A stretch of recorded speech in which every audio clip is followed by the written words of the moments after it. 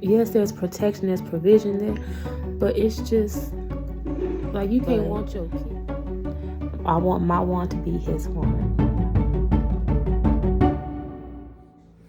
Hey, good morning. It is March 12, 2024. Today I'm going to talk about me as a mom, right? So I've been a mom 14 years now. Back in 2020, God basically just told me about myself, like, hey, I don't talk to you the way you talk to your kids. I don't treat you the way that you treat your kids. So work on that, right? So pandemic happened. Had all the time in the world to work on my parenting skills. So 2020, I was like, okay, you said what you said. We're at home. Let's work on it. It was not an overnight thing. I still dealing with anger issues. Had nothing to do with them. It was just the stuff that I dealt with, and because I didn't deal with, and it was dealing with me, the kids were getting, all of that animosity, but they were just being kids because they're kids. You only get what you put into them. Like, I can't expect a teacher to be to them what I am supposed to be to them. I can't expect, whoever is at the church teaching them on that Sunday, or if we decided to go on Bible study, because they just trying to, till the church is over. The person that's supposed to be doing the nurturing and all of that is me, right? So,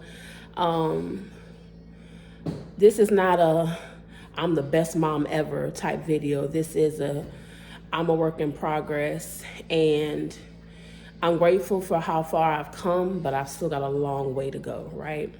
So I know my relationship with my kids it's not like a direct reflection of like the type of parenting that I had growing up. I mean, I was a decent kid. I didn't cause trouble. I was in no way, shape, or form a perfect kid, but a lot of times your parents sit there and threaten you like, however you are as a child, that's how your kids are going to be, and that is a bold-faced lie. Because my kids have a boldness to them that some of us as adults can only dream of. They have a respect for themselves that I as a kid did not have, and I'm developing as an adult. So when I am now raising kids who are everything that I've ever hoped, desired, or dreamed of want to have been, just as a person in general, not as a kid, unapologetically, like my kids, like it just amazes me how they like, I am who I am, whatever. They get it from their dad. So raising, you don't want to make them feel condemned about the areas that they need to work on, but you still want to highlight, the great things that are about them. So it's a balance that I'm trying to find as a mom, because, I'm nurturing, but also I have to, discipline as well. So we've gotten in the Word a lot more within this last year. It's just certain stuff I just don't let them do anymore. I don't let them watch anymore, because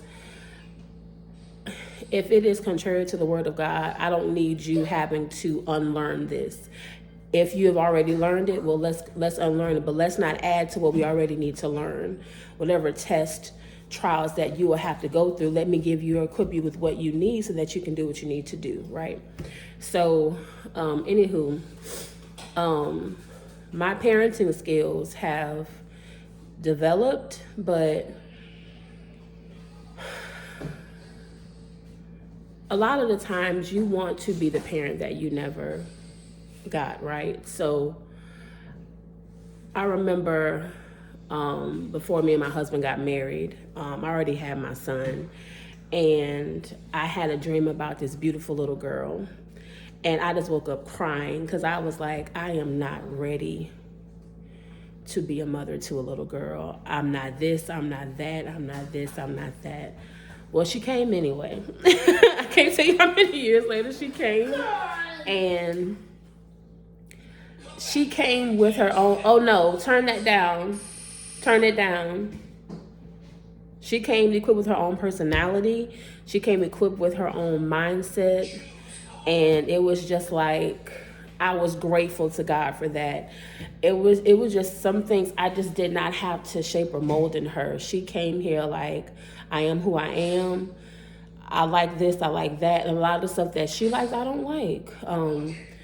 She's very high on, fashion, looking good. She's just a girly girl. And it's just, that's the trick of the enemy. He wants you to stress. He wants you to be fearful of something that hasn't even happened. She didn't even exist at that time, but he tried to plant a seed of doubt in my ability to be a mom. So when she got here, and she came here in all of her awesomeness, she came here in all of the grace, and she's little, but she's anointed. That little girl she's just wonderful. It just goes to show you, like, God, no, not I'm gonna cry. He knows. He perfect that which concerns you. So this is just to say, hey, it doesn't matter if your children are older or if they're younger.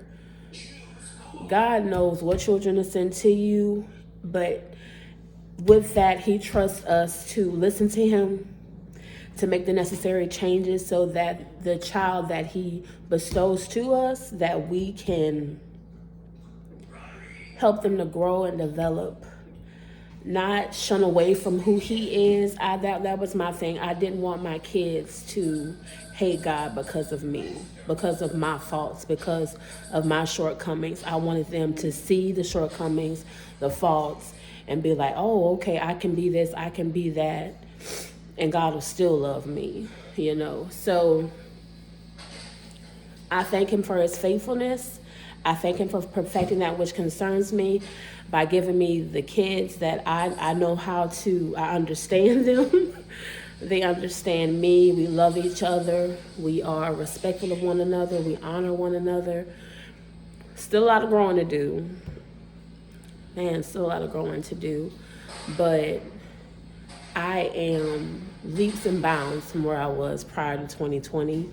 And I'm so grateful that I have the time to continue to develop these relationships. And it's just something that I told my kids. I'm not throwing you out at 18. And I want you to always know that you always can come home. If something happens, if you make a wrong decision, you make a wrong choice, you can always come home. I will never be the parent to be like, oh, you've embarrassed me. I just don't want, and it's dealing with people. No, your child and outside of your child, those people don't matter, but your child does. And your child needs to know that it doesn't matter how bad it may seem, what it is that they've done, that they can come home. And that is what I'm fostering in my household. As for me and my house, we're going to serve the Lord. You're going to serve the Lord all of your days. That's the only way you are guaranteed to have a wonderful life and to have an even more wonderful eternity. So, yes, we are raising kids who love God. And we are training them up in the way that they should go so that when they, get old, they don't depart from it. So, but we are raising you to be individuals, but to be the individual God called you to be, to know the word so that if a thought comes to you, you can just put it, across from the word. If it's contrary to it, let it fall away. If it matches it, let's go forward with it, if that's what God wants you to do.